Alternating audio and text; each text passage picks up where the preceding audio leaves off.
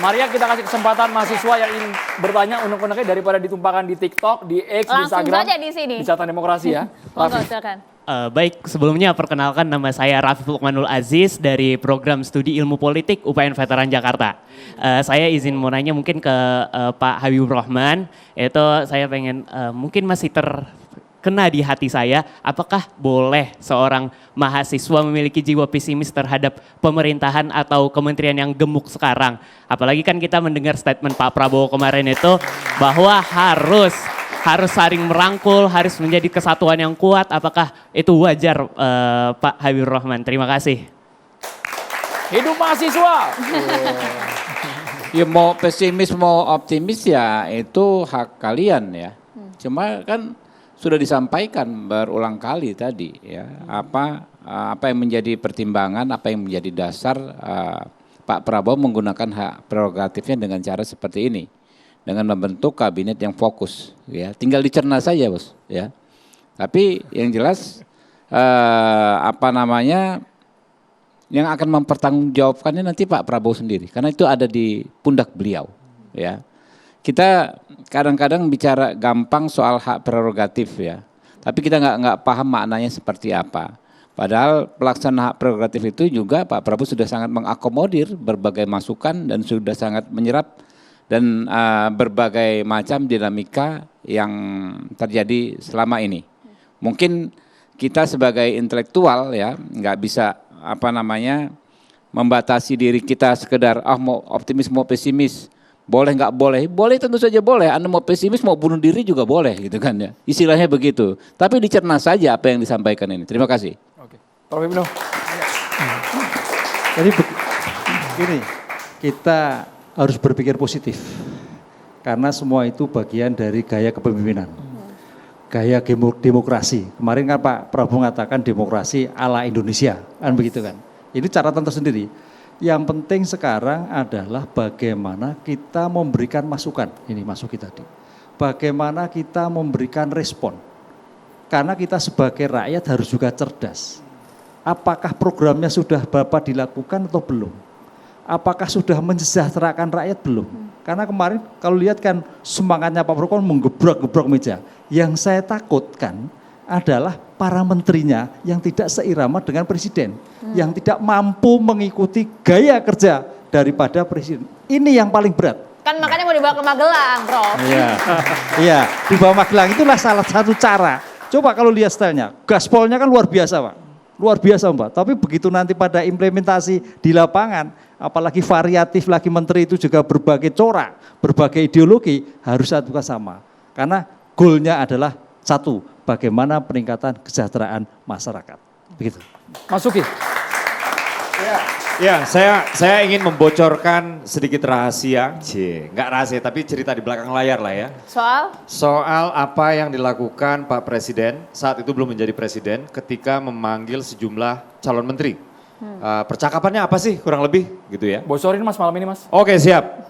Jadi saat itu setiap calon menteri, calon wakil menteri, calon kepala badan dan calon wakil kepala badan ketika dipanggil oleh presiden terpilih, saat itu statusnya masih presiden terpilih ya, itu diyakinkan oleh beliau, kamu nggak boleh rampok uang rakyat, kamu nggak boleh ambil uang APBN, ya, di luar konteks gaji. Kalimatnya persis gitu? Persis seperti itu, dan kamu nggak boleh ambil keuntungan dari kewenangan kamu untuk kepentingan pribadi kamu. Itu ketika dipanggil ke Kartanegara, kemudian diberikan pelatihan. Hambalang. Atau pembekalan lah, bukan pelatihan. Di Hambalang, di Kabupaten Bogor ya. Saat itu yang diberikan adalah capacity building atau perluasan wawasan terkait dengan beberapa hal. Saya sebutkan 3 di sini. Yang pertama itu adalah wawasan ekonomi. Yang kedua adalah wawasan geopolitik, tadi sudah disinggung oleh Bang Habib ya. Dan yang ketiga adalah wawasan tentang artificial intelligence. Apakah ini threats, ancaman, atau apakah ini peluang? Atau bagaimana menggunakan artificial intelligence sebagai bagian dari proses digitalisasi, sebagai bentuk transparansi untuk mencegah korupsi. Itu yang terjadi di Hambalang ya. Lalu yang ketiga akan dilakukan di Magelang di Jawa Tengah. Dan ini Presiden Prabowo menginginkan orang-orang yang berada di kabinetnya, baik itu menteri, wakil menteri, kepala badan, wakil kepala badan, ya, untuk menanggalkan warnanya masing-masing, untuk menanggalkan status sosial ekonomi masing-masing, untuk menanggalkan profesinya masing-masing. Ada yang dari profesional, ada yang pengamat atau akademisi, dan lain-lain. ada yang politisi dan lain. Itu semuanya dilepas dan melebur bersatu padu menjadi bagian dari kabinet Merah Putih di bawah kepemimpinan Prabowo Subianto. Gitu. Dan setelah pembekalan di Magelang ini, ya, bukan hanya mereka diharapkan untuk menjadi solid, mereka mengikis yang namanya sekat-sekat psikologis di antara para menteri. Mungkin sebelumnya ada hard feeling, ya kan. Nah, ini supaya selesai semua saat itu, ya. Tapi juga mereka diharapkan betul-betul bisa merasakan menjadi rakyat biasa yang nggak punya atribusi sebagai katakanlah ini pengusaha A, ini pejabat partai B, ini dan lain-lain. Mereka tidur di tenda semua. Ya, saya besok pagi jam 5 berangkat ke Magelang, ya, dan saya di sana bukan sebagai partisipan atau peserta, tapi saya akan hadir di sana sebagai orang yang melayani media. Dan saya di situ sempat bercanda sama teman saya. Besok saya bisa ngetawain menteri-menteri ini, kalian tidurnya nggak semewah saya tidur di kasur di kamar. Kalian tidurnya di tenda-tenda. Kurang lebih seperti itulah yang ingin dilakukan oleh Presiden Prabowo. Ada pelatihan fisik juga nggak? Nggak ada, Di sana? nggak ada. Jadi di sana Kalau Akmil kan bayangannya. nggak ada.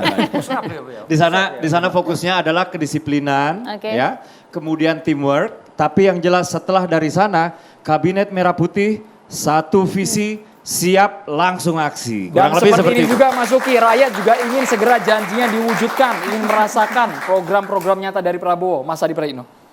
Singkat Mas. Dua hal ya, dalam budaya demokrasi, sikap optimis itu menjadi penting. Percaya pada presiden, percaya pada menteri, dan lembaga-lembaga itu adalah menjadi esensi bagaimana stabilitas demokrasi kita tumbuh.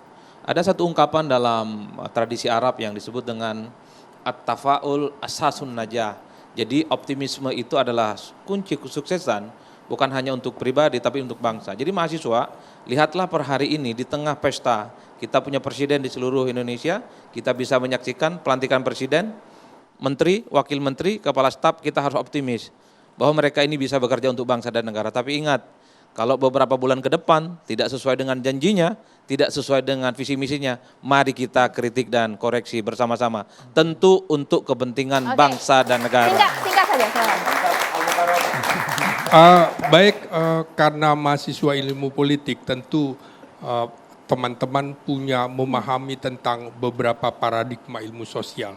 Anda bisa menggunakan paradigma kritis, Anda bisa menggunakan paradigma positivis, Anda juga bisa menggunakan paradigma konstruktivis dan juga bisa menggunakan post-positivisme. Jadi bukan persoalan pesimisme, tapi Anda bisa melakukan kritis tentu dengan argumen-argumen yang matang sebagai ilmuwan. Terima kasih. Terima kasih banyak. Terima kasih banyak Prof. Narasumber Bang Habib, terima kasih juga. Mas, terima kasih juga Prof. Ibnu. Itu dia yang akan nanti mengcover semuanya. Mas Adi, terima kasih juga untuk Mahasiswa, terima kasih sudah berpartisipasi. Kalian sudah berani bertanya langsung. Kami berharap janji Prabowo dan juga Gibran segera ditepati agar kita merasakan kesejahteraan, kemakmuran, keadilan demi bangsa tercinta Indonesia. kita dulu Kabinet Merah Putih. Oke gas, saya Maria Sedang. Saya Andro Merkuri, selamat malam. Sampai jumpa.